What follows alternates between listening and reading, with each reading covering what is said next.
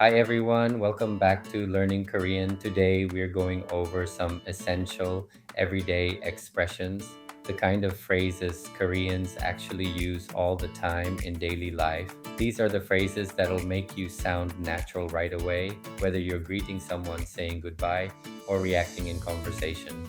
Here's how we'll do this. I'll read each phrase in Korean. After I say it, pause the video and repeat it out loud. Don't just listen, say it with me. That's how it sticks. Ready? Let's go. 좋은 아침이에요. 잘 자요. 잘 먹겠습니다. 잘 먹었습니다. 다녀오겠습니다. 다녀왔습니다. 수고하셨습니다. 생일 축하해요. 새해 복 많이 받으세요. 화이팅! 오랜만이에요. 어서 오세요. 천만에요. 대박. 아이고. 그래요? 맞아요. 모르겠어요. 다음에 봐요.